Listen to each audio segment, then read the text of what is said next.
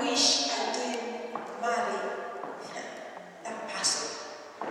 I wish I didn't get into that relationship. I wish I made the right choices. Amen. No, you can do right. Amen. You can do right stuff. Praise God. And I want to say that some of us here are struggling because we are doing what the world has taught us to do and to be. Amen. We have not experienced the leadership of the Holy Spirit in a single day. Or sometimes we don't know He's there to lead us. Amen. So we just do stuff according to what the world is saying. I just want to tell you this morning, you have the Holy Spirit. Praise God. And He is offering His leadership on a daily basis. Praise God. You can never go wrong. You can never make mistakes. The Bible says, where the Spirit of the Lord is, there is no law. Amen. He cannot lead you to sin against God. Praise God. He cannot lead you to make mistakes. When He leads you in the perfect way. Praise God. He will show you what to do, and that what to do will be 100% perfect. Praise God. This is why we are asking for His leadership this morning. Praise God. The spirit of counsel is one of the 7 spirits of the Lord, and we've been following the series of the 7 spirits of the Lord. Hallelujah. We have read about the spirit of the Lord. Amen. We have read about the spirit of wisdom, the spirit of knowledge, and the spirit of understanding. And today we want to go through the spirit of counsel according to the grace that God has given me. Our Bible verses from the book of Isaiah chapter 11, verse 2. The Bible says, the Spirit of the Lord shall rest upon Him, the Messiah, the spirit of wisdom and understanding, the spirit of counsel and might, the spirit of knowledge, and the spirit of the fear of the Lord. And I do believe that as we are entering this new year, we are going to complete this series and walk in the fullness of the Spirit of God. Hallelujah. We say that if these manifestations of the Messiah, or the characteristics of the Holy Spirit, or the manifold of the anointing of the Messiah rested upon Jesus Christ, we as Christians today, as Christ followers, we cannot do without them. And when God is bringing this word, He's bringing the word not to discourage us, not to condemn us, but to bring us to that place whereby we can be led by the Holy Spirit. We can experience the full manifestation of the Holy Spirit. I do believe as we pursue and as we long and as we are thirsty, God will fill us. Praise God.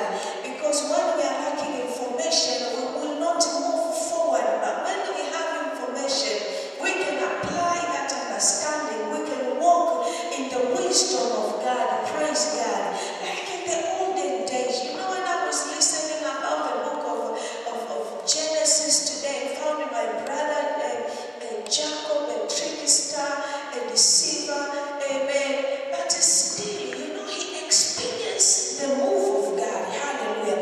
He experienced the presence of the Lord. He experiences the leadership of the Holy Ghost. Hallelujah. We are going to see that today. Praise God.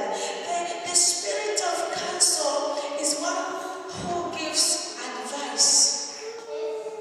Amen. Thank you. He's in the spirit. Amen. He is the one who gives advice. He is your advocate. Amen. I have experienced the Holy Spirit in this way. He can advocate you. You don't need a lawyer sometimes. Amen. He is your barrister. Hallelujah. He is your guidance. He is your direction. He comes to warn you when things are happening or things are going to happen in your life. He comes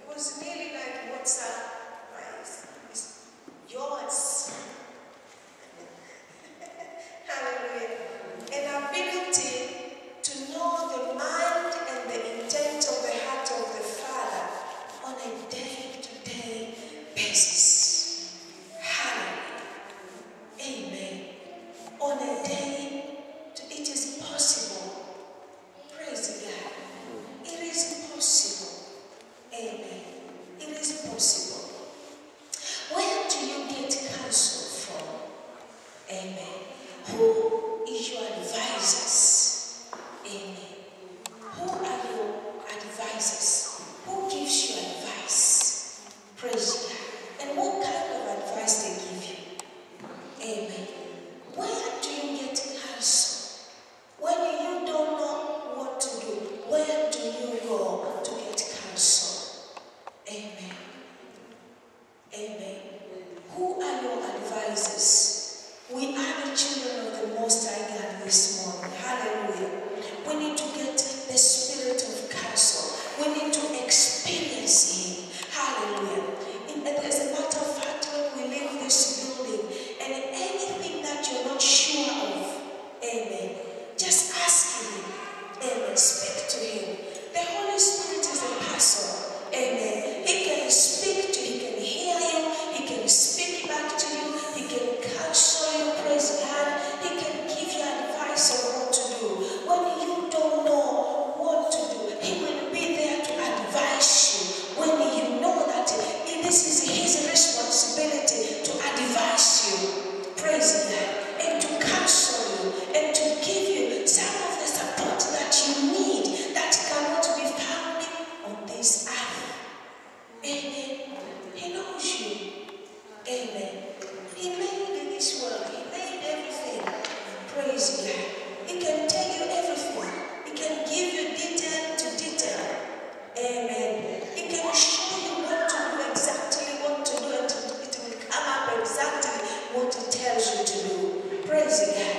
I want to tell you, since I've started going through these subjects, I feel like I'm going to change. Amen. I'm going to walk in a different dimension. Because they tell us that, you cannot be full of the Holy Spirit and walk in the fullness and in the fullness of God. You can't do that on this earth in grace. Praise God. You can't do that. Only you need to depend upon Him. Only you need to know what He can do for you. Praise God. Because sometimes we are struggling, we don't know where to go. We don't know who to talk to. Because whoever you see, you can't talk to them. You can't trust people anymore. And even when you go to them, they tell you, oh God, I have the same problem.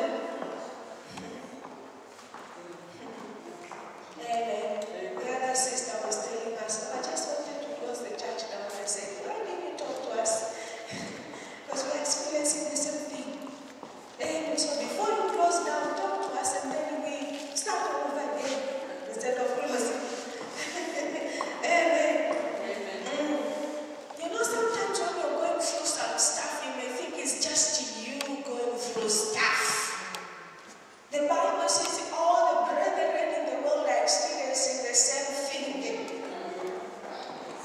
So lift up your phone and talk to someone about it. Before you take any decision, the wrong and desperate decision. Praise God. Where do you get your counsel from? My time is finished already. What time do you finish? 1:30. It's the last time of the year. Who cares? We enjoy the most of it. Proverbs 11:14. The Bible says, where there is no counsel, the people fall. But in the multitudes of counselors, there is safety. Amen. Where there is no counsel, this is why we ask you to bring your New Year's resolutions. What is your desires that we need to put before the Lord? Because when there is no counsel, where there is no plan, where there is no vision, where there is nothing in place, you will be surprised that even the 10, 20, 14, you will go achieving nothing. Because nothing was in place.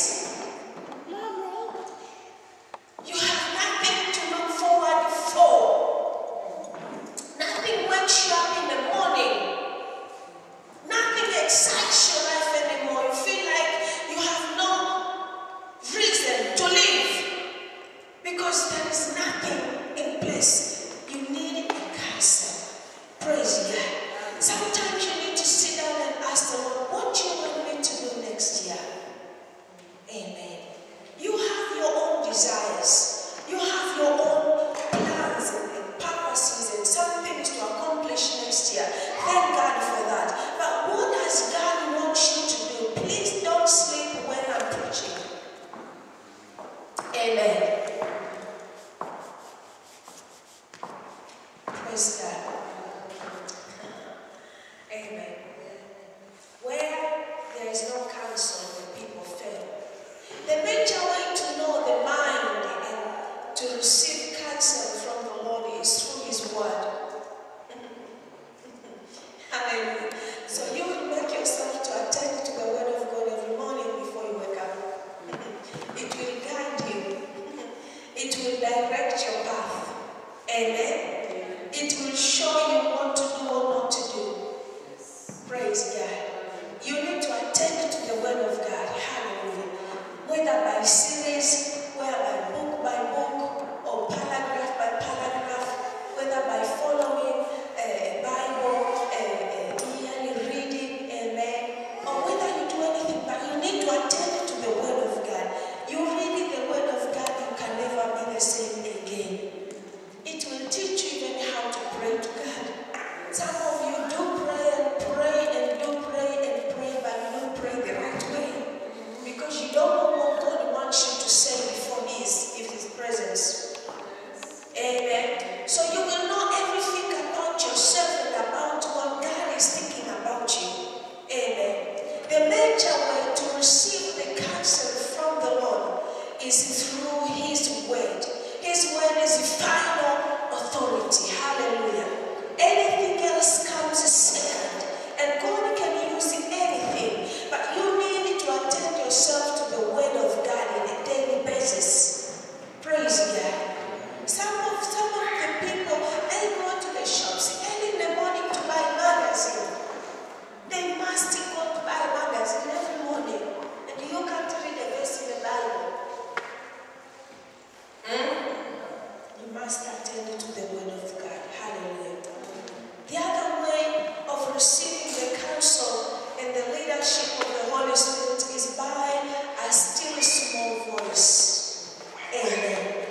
There will be a still small voice in your heart telling you, this is what you should do. Praise God. Hallelujah. I remember there was a time, it could be 2004, 2005, we were facing a major court. Amen. And we didn't know what to do. It was the first time we have been called to go to court and we don't know what to do. And I remember my husband left and he went to work, and that was the deadline. We needed to do something. Amen. And I thought, okay, he signed me the papers, I signed me the papers, and that was it. We didn't know what is next. And I remember the Holy Spirit woke me up in the morning and said, contend with your enemy. I can't remember to read that verse in the Bible. I found it in the Bible. Hallelujah. Contend with your enemy. So I knew that this is the enemy